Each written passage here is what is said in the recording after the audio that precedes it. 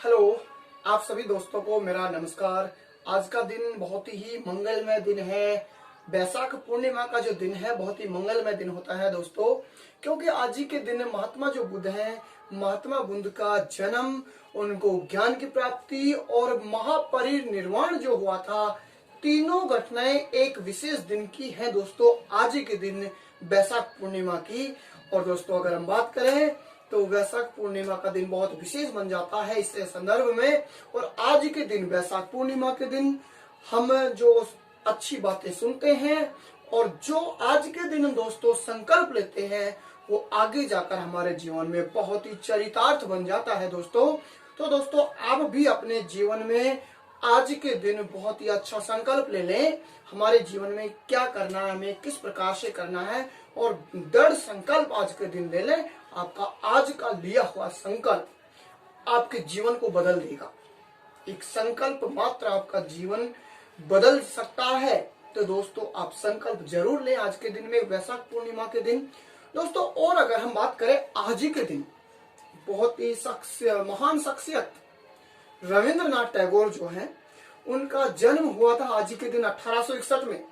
7 मई आज जो है 7 मई 1861 को रविंद्रनाथ टैगोर का जन्म हुआ था। और दोस्तों हम बात करें तो उनको गुरुदेव के नाम से जाना जाता है। गुरुदेव, हाँ जी, हम बात करें दोस्तों उनके बारे में तो गुरुदेव जो है रविंद्रनाथ टैगोर पहले गैर यूरोपियन शख्सियत थे जिनको साहित्य के क्षेत्र में नोबेल पुरस्कार दिया गया था। पहले गैर यूरोपियन शख्सियत थे जिनको साहित्य के क्षेत्र में नोबेल पुरस्कार दिया गया था। और दोस्तों इस महान शख्सियत की, रविंद्रनाथ टैगोर जी की 2 रचनाएं जो थी, 2 देशों के लिए राष्ट्र गान के रूप में बनी थी। पहला हम बात करें तो हमारे भारत का राष्ट्रगान जन गण मन, हमार सोनार बंगला जो है वो बांग्लादेश का गीत, वो भी किसकी रचना है? रविंद्रनाथ टैगोर की रचना है। तो आज का बहुत ही मंगलमय दिन आपके लिए, हार्दिक शुभकामना है मेरी तरफ से आपके लिए, सभी के लिए। जो महत्वपूर्ण देशांतर रेखाएं हैं, इन महत्वपूर्ण देशांतर रेखाओं के दोस्तों संदर्भ में बात करते हैं। चलिए दोस्तों सबसे पहले हम महत्वपूर्ण देशांतर रेखा की बात करें। सबसे पहली नंबर 1 तो दोस्तों हम बात करते हैं 0 डिग्री देशांतर रेखा, या इसको कहा जाता है ग्रीनविच रेखा। ग्रीनविच रेखा, या इसको कहा जाता है दोस्तों मध्यांतर रेखा। कौन सी रेखा? मध्यांतर रेखा। हाँ जी दोस्तों, महत्वपूर्ण रेखा है एक, हमारी पृथ्वी को 2 समान भागों में विभाजित करती है। किस प्रकार से दोस्तों हमारे पृथ्वी को 2 भागों में बांटती है ये 0 डिग्री देशांतर रेखा? ये इस प्रकार से 0 डिग्री देशांतर रेखा है, मध्यांतर रेखा है ग्रीनिच रेखा, और ये पश्चिमी गोलार्ध और ये पूर्वी गोलार्ध हम पिछली क्लास में देख चुके हैं। चलिए दोस्तों इस रेखा के बारे में अगर हम बात करें तो इस रेखा के जो उपनाम हैं, इस रेखा के उपनाम परीक्षा में पूछे जाते हैं। सबसे पहले अगर दोस्तों हम इसके उपनाम की बात करें तो इसको मध्यांतर रेखा कहा जाता है। मध्यांतर रेखा, प्रधान मध्यांतर रेखा इसको कहा जाता है। क्या कहा जाएगा दोस्तों? प्रधान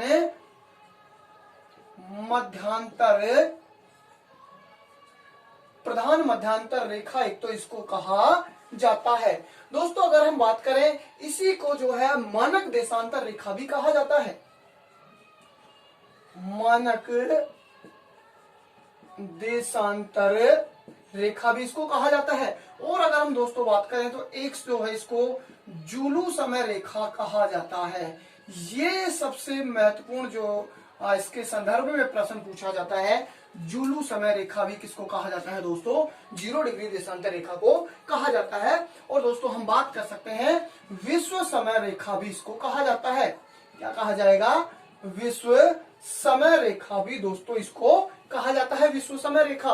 और दोस्तों इसी को कहा जाता है GMT रेखा, ग्रीनविच मीन टाइम रेखा भी दोस्तों इसको कहा जाता है। चलिए दोस्तों हम बात कर लेते हैं कि यह जो रेखा है, लंदन जो है और लंदन का जो है इंग्लैंड है, इंग्लैंड का लंदन जो शहर है, और लंदन की जो है ग्रीनविच शहर, कौन सा शहर है? ग्रीनविच जो शहर है लंदन का, और ग्रीनविच शहर की एक रॉयल वेधशाला है। कौन सी वेधशाला दोस्तों? रॉयल वेधशाला है। और इस रॉयल वेधशाला से होकर ये गुजरती है, इसलिए इसका नाम क्या पड़ा, ग्रीनविच रेखा भी पड़ा है। चलिए दोस्तों, ये जो ब्रिटेन का लंदन है और लंदन के ग्रीनविच शहर की रॉयल वेधशाला से होकर ये रेखा गुजरती है। हम बात यहाँ पर करने वाले हैं दोस्तों कि यह जो रेखा है यह सभी देशों का समय निर्धारित करती है। सभी देशों के लिए समय निर्धारित करने वाली रेखा है। तो कौन सी है दोस्तों, जीएमटी रेखा है। दोस्तों हम दूसरी जो महत्वपूर्ण रेखा है उसकी अगर हम बात करें तो दूसरी महत्वपूर्ण रेखा होगी 180 डिग्री देशांतर रेखा। 180 डिग्री जो देशांतर रेखा है इसकी हम बात करें तो सबसे पहला नंबर 1, इसको अंतरराष्ट्रीय तिथि रेखा कहा जाता है। क्या कहा जाता है, अंतरराष्ट्रीय तिथि रेखा इसको कहा जाता है। आईडीएल इंटरनेशनल डेट लाइन रेखा, डेट लाइन इसको कहा जाता है। नंबर 2 पर अगर दोस्तों हम बात करें तो यह जो रेखा है तिथि निर्धारण हेतु बनाई गई थी। किसके निर्धारण हेतु, तिथि निर्धारण हेतु यह रेखा बनाई गई थी। नंबर 3 पर दोस्तों अगर हम बात करें कि यह प्रशांत महासागर से होकर गुजरती है। कहां से गुजरती है, प्रशांत महासागर से होकर गुजरती है। नंबर 4 पर दोस्तों अगर हम इसकी बात करना चाहें, 180 डिग्री जो देशांतर रेखा है, यहाँ पर इस रेखा को 1884 के वाशिंगटन, कहाँ का दोस्तों, वाशिंगटन जो है, और वाशिंगटन अमेरिका के जो सम्मेलन हुआ था, इस सम्मेलन में दोस्तों इसको क्या घोषित कर दिया गया था, अंतरराष्ट्रीय तिथि रेखा घोषित किया गया था। कब किया गया, 1884 के शिकागो सम्मेलन में इसको जो है अंतरराष्ट्रीय रेखा घोषित किया गया था। चलिए दोस्तों हम बात यहाँ पर करें तो हम बात कर सकते हैं कि इस रेखा को पूर्व और पश्चिम जो है देशों में एक समान समय रखने के लिए जो है मोड़ा गया है। तो कहाँ कहाँ से मोड़ा गया है पूर्व पश्चिम की ओर, हम यहाँ पर बात करना चाहें तो ये जो रेखा है मान लीजिए 180 डिग्री देशांतर रेखा है, यहाँ से इस प्रकार से आती है और इस प्रकार से सबसे पहले यहाँ पूर्व में मोड़ा गया है, और इसके बाद में हम बात करें तो इस प्रकार से इसको कहाँ मोड़ा गया, पश्चिम में, और इस प्रकार से बात करें तो फिर कहाँ मोड़ा गया है, पूर्व में। सबसे पहले हम बात करें दोस्तों 3 इसके वलन जो हैं, 3 वलनों में से हम बात करें, एक जो वलन है इसका 66.5 डिग्री उत्तरी अक्षांश, 66.5 डिग्री उत्तरी अक्षांश पर पहला जो वलन है। और यहाँ पर अगर दोस्तों हम बात करें बेरिंग जो जल संधि है दोस्तों, कहाँ पर बेरिंग जल संधि जो है और पूर्वी साइबेरिया है, इसको बचाने हेतु इसको क्या किया गया है, मोड़ा गया है एक ही समय रखने के लिए। दोस्तों हम बात करें दूसरा जो वलन है इसका 52.5 डिग्री उत्तरी अक्षांश, 52.5 डिग्री उत्तरी अक्षांश एलिशियम जो द्वीप है और दोस्तों अलास्का है, इसको बचाने हेतु अलग अलग समय ना हो इनमें, इसलिए इसको मोड़ा गया है। तीसरा जो मोड़ है इसका 52.5 डिग्री दक्षिणी अक्षांश, तीसरा वलन जो है इसका 52.5 डिग्री दक्षिणी अक्षांश पर टोंगा, फिजी और ये जो देश हैं इनमें अलग अलग समय ना हो तो जो है तीसरा मोड़ दिया गया है। हम दोस्तों इस रेखा को अगर पार करते हैं तो हमारे पास दिन में 1 दिन का समय का अंतर आता है। मित्रों हम इस महत्वपूर्ण देशांतर रेखाएं पढ़ रहे हैं। महत्वपूर्ण देशांतर रेखाओं में तीसरी नंबर पर हमारे आती है 82.5 डिग्री पूर्वी जो देशांतर रेखा है, और 82.5 डिग्री पूर्वी देशांतर रेखा एक महत्वपूर्ण हमारे भारत के लिए रेखा बन जाती है। हम बात करें तो क्यों बन जाती है दोस्तों, हम बात करें तो हमारा भारत का जो पश्चिमी बिंदु है ये 68 डिग्री 7 मिनट ईस्ट देशांतर पर है, और हमारा जो पूर्वी बिंदु है 97 डिग्री 25 मिनट ईस्ट देशांतर पर स्थित है। हम बात करें कि इन दोनों के मध्य हमारे भारत की स्थिति होती है देशांतर स्थिति, और दोनों के मध्य का जो देशांतर होगा वो क्या होगा, 82.5 डिग्री ईस्ट। यहाँ पर दोनों को जोड़ के हम भागने दिया तो 82.5 डिग्री ईस्ट, ये हमारे भारत का एकदम मध्य देशांतर जो है माना जाता है, मध्य देशांतर है। चलिए दोस्तों हम बात कर लेते हैं ये जो मध्य देशांतर है, इस मध्य देशांतर को हम 82.5 पूर्वी देशांतर, इसको भारतीय मानक समय माना जाता है, भारतीय मानक समय रेखा इसको माना गया है। इसको हम जो है भारतीय मानक समय या IST इंडियन स्टैंडर्ड टाइम क्या कहेंगे इसको, इंडियन स्टैंडर्ड टाइम जो है इसको माना गया है। देखिए हमारे देश के किसी जो देश की घड़ियां हैं इन सभी में स्टैंडर्ड टाइम के अनुसार जो है टाइम फिक्स होता है हमारे देश में जो है। हम बात करें कि भारतीय मानक समय जो टाइम है इसको कब से माना गया है, तो 1 जनवरी दोस्तों 1 जनवरी 1960 से इसको जो है भारतीय मानक समय रेखा 82.5 डिग्री पूरे देशांतर को माना गया है। हम दोस्तों बात करें तो यह जो रेखा है ये मिर्जापुर से गुजरती है। कहां से,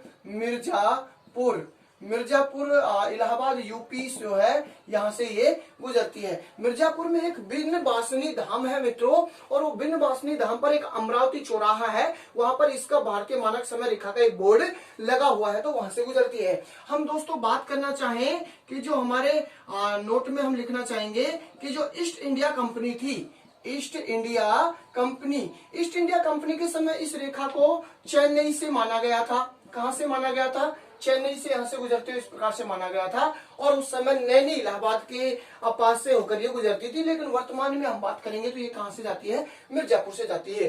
दोस्तों हम बात करें जो एक हमारा स्टैंडर्ड टाइम है वह एक दूसरा होता है लोकल टाइम। कौन सा टाइम, लोकल टाइम। इन दोनों के समय में अलग अलग समय है। देखो ये लोकल टाइम और स्टैंडर्ड टाइम। स्टैंडर्ड जो टाइम है हम बात करें ये तो किसके लिए माना जाता है, कार्यालयों के लिए। किसके लिए माना जाता है, कार्यालय जो होते हैं कार्यालयों का समय होता है स्टैंडर्ड टाइम के अनुसार चलता है। लेकिन दोस्तों लोकल जो टाइम है इसमें हमारी दिनचर्या जो होती है, हम दिनचर्या किसके आधार पर करते हैं, लोकल टाइम के अनुसार। कैसे, मान लीजिए कि हमारा जो 82.5 डिग्री पूरी देशांतर है, यहाँ पर सुबह 6 बजे सूर्योदय होता है। कितने बजे, 6 बजे यहाँ पर सूर्योदय हो रहा है। क्या हो रहा है, 6 बजे सूर्योदय यहाँ पर होता है। अब आप बताइए कि हमारा जो पूर्वी अरुणाचल प्रदेश है जहां पर वो अंतिम देशांतर रेखा है, और ये पश्चिमी गुजरात है, यहाँ पर सूर्योदय कितने कितने समय में होगा। तो देखिए दोस्तों हमारे पूरा भारत का जो देशांतर का अंतर है 30 डिग्री का अंतर लगभग आता है।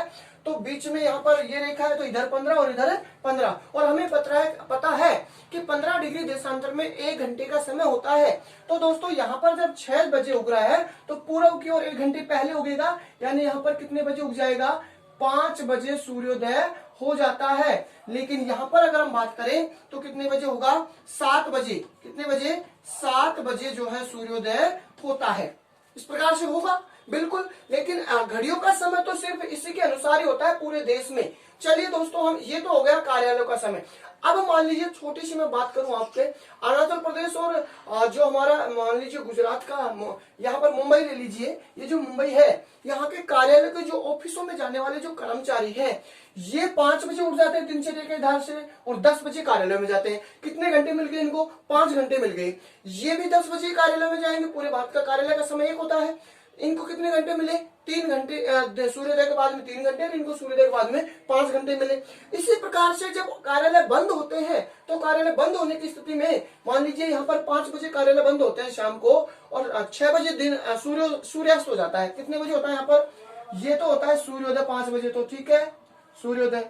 अब यहाँ पर 6 बजे 6 PM पर क्या हो जाता है, सूर्यास्त हो जाता है। क्या हो जाता है, सूर्यास्त। अब 6 PM सूर्यास्त यहाँ हो रहा है तो यहाँ कितने बजे होगा, ये 7 बजे सूर्योदय का समय देखा था हमने। लेकिन दोस्तों यहाँ पर 8 PM पे क्या हो जाएगा, 8 PM यहाँ पर सूर्यास्त हो जाएगा। वहां 6 PM तो यहाँ 8 PM। अब यहाँ पर 5 बजे कार्यालय बंद कर रहे हैं और इनके पास कितने घंटे का समय बच गया, 3 घंटे का समय बच गया। उनके पास 1 घंटे का समय बच रहा है, तो 2 घंटे का वो ही पूर्ति हो जाती है। लेकिन प्रश्न इस प्रकार से पूछ लिया जाता है कि मुंबई के कार्यालय जो है और एक दूसरा व्यक्ति है जो अरुणाचल प्रदेश के कोई कार्यालय में जाता है, कौन से कार्यालय का व्यक्ति ऑफिस बंद करने के बाद में ज्यादा समय तक मार्केटिंग कर सकता है। तो दोस्तों आपको सीधा सा पता चलेगा कि ज्यादा समय तक करेगा तो कौन सा, ये जो मुंबई का कार्यालय का व्यक्ति है ये कर सकता है, क्योंकि यहाँ पर सूर्यास्त बाद में होगा और वहां सूर्यास्त पहले हो जाता है। इसी प्रकार से हम लोकल समय की बात करें, हमारी दिनचर्या, जैसे सूर्य उगता है, सूर्य उग जाता है, गर्मी जो हम इस समय है तो इस समय तो 6:15 साढ़े 6 बजे के लगभग सूर्यास्त हो जाता है। तो 6:30 बजे सारे लोग जो है उठ जाते हैं सूर्यास्त होते ही। लेकिन सर्दियों में देखिए आप 7:30 पौने 8 बजे तक सूर्योदय होता है, तो 8 बजे तक लोग उठते हैं। तो दिनचर्या इसके हिसाब से होती है। तो दिनचर्या हमारी होती है सूर्योदय के हिसाब से, लोकल टाइम के हिसाब से। लेकिन जो कार्यालय का समय होता है वो तो किसके हिसाब से होता है, इंडियन स्टैंडर्ड टाइम के आधार पर ही होता है। इस प्रकार से हम ये बात कर रहे हैं। देखिए मित्रों, जीएमटी और आईएसटी का संबंध क्या है, ग्रीनविच मीन टाइम रेखा और इंडियन स्टैंडर्ड टाइम जो रेखा है, इनका आपस में संबंध क्या है। प्रश्न यहाँ से परीक्षा में इस प्रकार से पूछा जाता है। प्रश्न हम देखें, भारतीय जो मानक समय है वो जीएमटी से है। देखिए पहला ऑप्शन है 5.5 घंटे प्लस 5 घंटे प्लस 5.5 घंटे माइनस 5.5 घंटे। हमारा जो यहाँ पर उत्तर होगा दोस्तों, वो उत्तर तो क्या हो जाएगा, प्लस 5.5 घंटे। लेकिन किस प्रकार से होता है हम यहाँ पर जानने का प्रयास करते हैं। देखिए सबसे पहले मित्रों हम यहाँ पर जानने का प्रयास करें कि हमारी जो पृथ्वी है और इस पृथ्वी पर जो हमने देखे थे, पृथ्वी पर कुल देशांतरों की जो संख्या है, की संख्या कितनी हम देख चुके हैं। पृथ्वी पर कुल देशांतरों की संख्या 360 होती है। कितनी होती है, 360 देख चुके हैं हम बात करें हमारी पृथ्वी को 24 समय जोन में बांटा गया है। पृथ्वी को कितने समय जोन में, 24 समय जोन में बांटा गया है। हमारी जो पृथ्वी है मित्रों, इसको कितने समय जोन में बांटा गया है, 24 समय जोन में। और कुल देशांतर कितने, 360। दोनों को हम बराबर कर लेते हैं। 24 समय जोन में जो देशांतर रेखाएं होंगी, 24 समय जोन में देशांतर रेखाएं होंगी तो कितनी होगी मित्रों, 360। हम बात करें एक समय जोन में जो देशांतर रेखाएं होंगी मित्रों, वो होंगी 360 बटे 24 बराबर 15 डिग्री देशांतर। हाँ जी मित्रों, हम बात यहां पर कर लेते हैं कि 15 डिग्री जो देशांतर है, इसमें समय जोन, एक समय जोन, या हम कह सकते हैं 1 घंटा, या हम कह सकते हैं 60 मिनट होता है। कितने में, 15 डिग्री में। तो 1 डिग्री देशांतर में समय जोन होगा तो 60 बटे 15 बराबर 4 मिनट। मित्रों इसको आप देख लीजिए, 4 मिनट। यानी हम सीधा सा ये कह सकते हैं कि सूर्य की जो किरण है 1 डिग्री देशांतर को पार करने में कितने मिनट का समय ले लेती है, 4 मिनट का समय ले लेती है। ये कई बार मित्रों परीक्षा में सीधा का सीधा भी पूछ लिया जाता है कि सूर्य की किरण 1 डिग्री देशांतर को पार करने में कितने मिनट का समय लेती है। तो कितने मिनट का लेती है, 4 मिनट का दोस्तों समय लेती है। चलिए मित्रों हम बात कर लेते हैं, जब 4 मिनट का समय ले रही है और हमारी जीएमटी और आईएसटी का संबंध हम देखने के लिए जा रहे हैं कि ये 5.5 घंटे प्लस क्यों आ रहा है। तो देखिए ये जो हमारी जीएमटी रेखा है और ये आईएसटी रेखा है, इन दोनों के अगर हम बात करें, ये 0 डिग्री देशांतर और 82.5 डिग्री पूर्व देशांतर। मित्रों यहाँ पर मैं देखना चाहूंगा कि ये जो हमारा 82.5 डिग्री है, ये तो है 0 डिग्री देशांतर, और एक है मान लीजिए कोई स्थान 82.5 डिग्री पूर्वी देशांतर। इन दोनों के देशांतर का अंतर कितना होगा मित्रों, देशांतर का जो अंतर होगा इनका वो कितना होगा, 82 डिग्री और 30 मिनट होगा। भाई देशांतर का अंतर कितना हो जाएगा, 82 डिग्री और 30 मिनट। हमें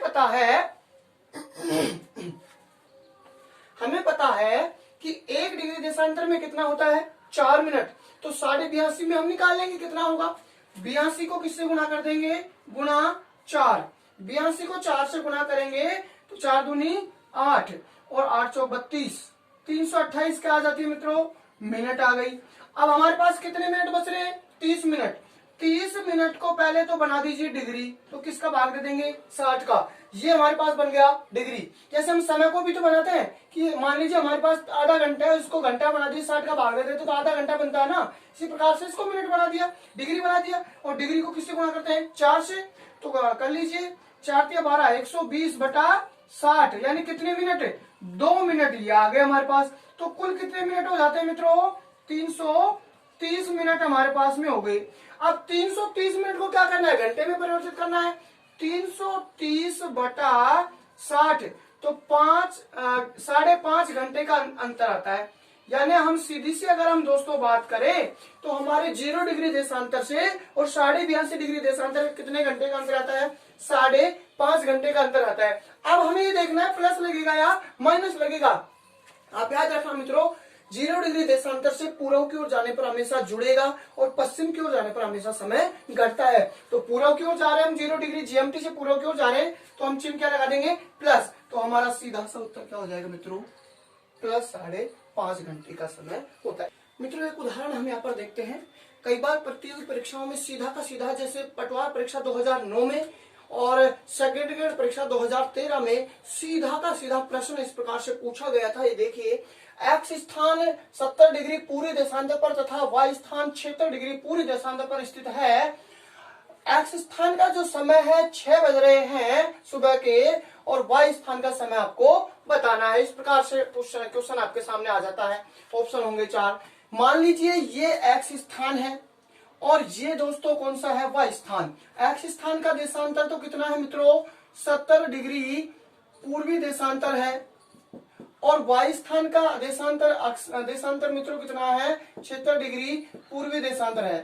चलिए मित्रों, यहाँ का समय दिया हुआ है, कितने बज रहे हैं? 6 बज रहे हैं, एएम यानी सुबह के 6 बज रहे हैं और यहाँ का समय हमें निकालना है। कोई दिक्कत नहीं है। देखिए दोस्तों, सबसे पहले नंबर यहाँ पर हम जब ये उदाहरण हल करेंगे तो हल करते समय सबसे पहली चीज हमें ध्यान देखना है देशांतर का अंतर। पहली बात, देशांतर का, दोनों देशांतरों का अंतर। तो अंतर कितना आ जाता है? अंतर यहाँ पर आ जाएगा कितना? 6 डिग्री देशांतर। आगे अंतर। नंबर 2 पर दोस्तों क्या करेंगे? इस देशांतर अंतर को समय में बदलेंगे। किसमें बदलेंगे? समय में बदलेंगे। हमें पता है कि 1 डिग्री देशांतर में 4 मिनट का समय होता है, तो 6 को किससे गुणा कर देंगे? 4 से। कितने मिनट आ गए हमारे पास में? 24 मिनट। कितने मिनट आ गए? 24 मिनट। अब देखिए मित्रों, ये 24 मिनट है यहां से और यहां के समय का जो अंतर आ गया हमारे पास में, ये कितना आ गया? 24 मिनट आ गया। कितना आ गया? 24 मिनट आ गया। मान लीजिए 24 मिनट यहां से यहां का अंतर है और ये 70 डिग्री और ये है 76 डिग्री। यहां पर होगा 0 डिग्री देशांतर, होगा कि नहीं होगा? जब भी तो हम पूर्वी गोलार्ध में हैं, तो यहां से 70 के बाद में पूर्व की ओर बढ़ रहे हैं। मैंने कहा था आपसे नंबर 3 पर आपको याद रखना है कि अगर पूर्व की ओर जाते हैं, पूर्व की ओर जाते हैं तो समय क्या होगा? प्लस। तथा अगर हम जा रहे हैं पश्चिम की ओर, पश्चिम की ओर जाएंगे तो समय क्या होगा? माइनस। तो सीधा सा आपको क्या करना है यहाँ पर? प्लस। पूर्व की ओर जा रहे हैं, जोड़ना है। तो एक्स स्थान का समय 6 AM है, तो वाई जो स्थान है और वाई स्थान का जो समय होगा मित्रों, वो आपको अंदाजा लग गया होगा। कितने जोड़ देंगे? 24 मिनट जोड़ देंगे। तो 6 बज ये रहे हैं और इसमें कितना जोड़ देंगे? 24 मिनट। तो 6 बजकर और 24 AM कहाँ का समय हो जाएगा? यहाँ का। तो यहाँ का समय क्या होगा? 6 बजकर 24 AM।